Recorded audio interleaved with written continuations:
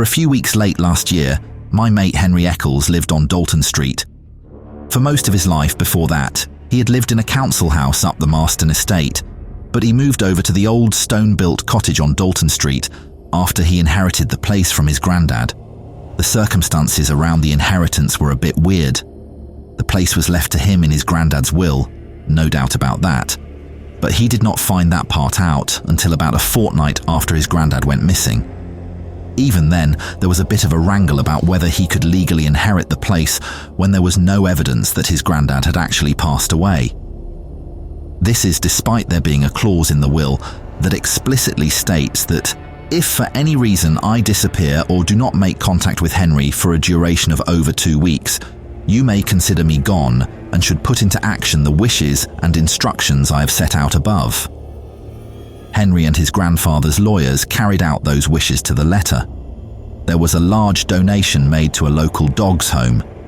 Henry's grandfather had always loved animals and had recently lost his beloved Cocker Spaniel Champ. Henry had tried to convince him to get another dog, but his granddad had refused, saying, "That's the last one for me. You shouldn't take on a dog unless you're fairly sure you're going to outlive it." At the time, the words had seemed a tad maudlin, and Henry had told him so, but considering what was to come only a few weeks later, it seemed prescient in retrospect. In accordance with his grandfather's wishes, Henry bought a plot at the Morton Cemetery with a decent view out over the moors and dales. There was a small but dignified funeral, and Henry even shelled out to have a headstone made, following the specifications laid out by Henry's grandfather in the will. Despite these props and the purchased plot, however, the hole itself, which Henry insisted the gravediggers dig in line with his granddad's wishes, remained entirely empty. Not a hide nor hair of Henry's granddad was ever recovered, and even to this day there is no real consensus about what became of him, though of course considering what became of Henry, I have my suspicions. Henry also had his. He said that in the weeks before he'd vanished, his grandfather had made a lot of passing references to going away. He also said explicitly one night when they were watching TV that if he was going to go, he'd just disappear. "I don't want hospitals and round-the-clock care and all that malarkey. I want to just be here one day and gone the next." Where exactly he'd be gone to, he never said, but I know the idea haunted Henry. He mentioned once that he'd read about a woman throwing herself into the nearby reservoir, and how the thought of his granddad doing that and being down there now, in the icy cold at the bottom, sinking into the mud, made his skin crawl. Still, there was never any thought in Henry's mind that his granddad might come back one day. As far as he was concerned, once he was gone, he was gone. From the moment his granddad was reported missing, Henry was resigned to the idea that wherever he had gotten to, he wasn't coming back. Though he'd talked about death a little in recent weeks, until the day that Champ died, Henry's grandfather had been a fairly upbeat and fun-loving kind of chap.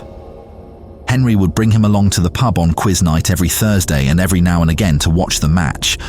He'd happily joke along with us and sink a few pints of Guinness, after which he would invariably fall asleep in the corner before Henry woke him to take him home. Henry's parents had died in an accident when he was very young, and since his grandmother had also passed on years earlier, his grandfather was his only remaining family. The two had a good relationship, and Henry went up to visit the old boy at his stone-built cottage on Dalton Street pretty much every day. I'd been there myself many times when meeting Henry, and would sit and have a cup of tea or some lunch with his granddad and chat about my work and how piss-poor United are nowadays. Sad as I was to hear that his grandfather had vanished, I knew that inheriting the house would mean a lot to Henry. The cottage itself was one of those old stone and slate jobs that you find in a lot of English villages. Originally built to house workers at the mills and factories nearby, they were solidly made, and with a few modern adjustments such as the installation of indoor plumbing and heating, they were quite valuable on the open market. Not that Henry was thinking of selling. I knew that within a week of getting the keys he'd be moving in, and sure enough within a few days he was asking me to give him a hand with his boxes and clearing the place up a bit. Over the next few weeks I visited Henry quite often in that house. I even slept over on the sofa once or twice when we decided to have a few beers back at his after a few warm-up beers at the pub. It was a lovely little 3 up 2 down and was actually quite cosy in the wintertime, The issue came about a month after Henry had moved in and decided that it was finally time to start shifting some of his granddad's stuff. Up to that point, Henry had been sleeping in the front bedroom, which his granddad had kept as a spare bedroom and where Henry had slept many times before when he'd stayed over. He hadn't ventured into his granddad's own room since he had been there. He told me one night that he was planning to, and honestly, when I received a phone call from him the next day, I expected it to be him in tears, upset by the process of chucking out things that had once been precious to his granddad. Instead, the phone call was panicked. You have to come over, you've got to see this, I don't get it. After work, I went straight over to Henry's, expecting to find him sifting through boxes of old stuff and having discovered some details about his grandfather's past that he previously hadn't been aware of. To my surprise, Henry met me on the doorstep. He beckoned me to follow him over to the opposite side of the road facing the house. Then he made me take out my phone and take a picture of it. "Bloody hell," I said. "You're not thinking of selling it, are you?" Henry shook his head and without saying a word, led me back into the house, up the stairs, and into his grandfather's bedroom. Clearly, Henry had been sifting through his granddad's stuff because there were boxes on the bed and on the floor filled with old darts trophies books and old football programs. Henry walked past these and led me to the wardrobe. It was an old antique thing made of what I assumed was mahogany and of a size that made me wonder how they ever got it up the stairs. Henry opened the door and asked me to look inside. What I saw there made my head hurt. There were stairs. The back of the wardrobe was missing, the doors themselves opening into a space that was cut directly into the wall. Examining the thing later, we realized that the wardrobe was actually fixed to the wall itself, but this hadn't been obvious from the start. Essentially, the wardrobe was built around a door, an entrance to what looked to be another floor, an attic space, or from the way the stairs proceeded outward from the main wall into and over another house. It was this part that made my head hurt. Trying to work out the physics of how there could be stairs leading up and out from what was a stone-built exterior wall. The stairs themselves were wooden and boxed in on both sides and above by plastered walls. But where did this weird little corridor lead more to the point? Where was it in the first place? Henry made me bring up the photo I had taken of the house from outside.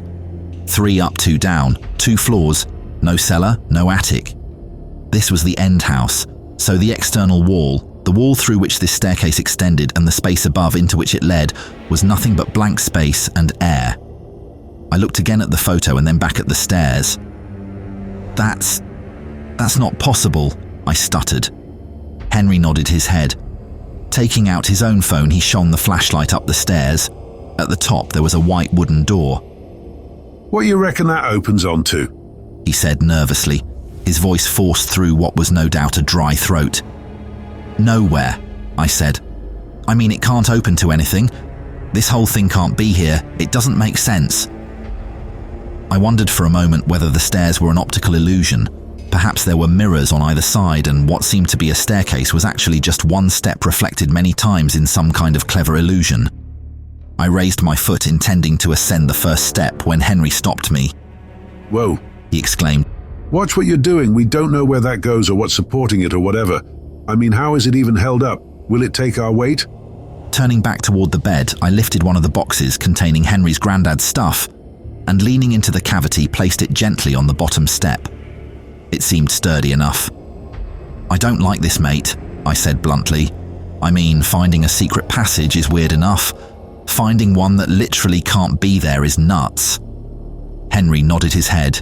He lifted the box off the bottom step, placed it back on the bed, and closed the wardrobe door. "C.S. Lewis, my ass," he said flatly and promptly left the room. No matter how much we discussed it, no matter how many times we looked at the house from the outside and tried in vain to work out how it was possible for the staircase to be there, we simply couldn't. And if I'm honest, the fact that we couldn't, that there was something or somewhere in that house that neither of us could explain, made me deeply uncomfortable.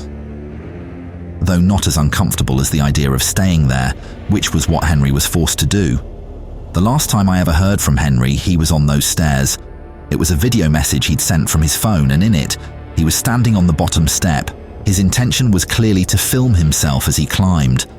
I remember opening that footage and wishing that I had been more forceful when persuading him not to explore, not to go up the stairs and find out where that other door went. The footage lasts less than a minute. It shows the stairs in jerky, disrupted movements. There are no words spoken, and all you hear is Henry's shallow breathing and the sound of his feet on the stairs. Somehow, though, as he ascends the stairs, the picture seems to grow dimmer and darker, as if with every step he is moving away from any reliable source of light. When he finally reaches the door at the top, he hesitates. For a second seeing that, I was relieved. Perhaps I thought he would turn back. Perhaps, having reached a dead end, he'll go back to his grandfather's room, close up the wardrobe, and brick up that passageway forever. But that's not what happened. What actually happened was that the door opened inward. Moving his phone slowly to explore what was on the other side, Henry showed what appeared, impossibly, to be yet another set of stairs, rising upward into what would now be a good 20 or 30 feet above where the roof of the building ended. Only the bottom 3 or 4 steps were visible. For a moment there was silence.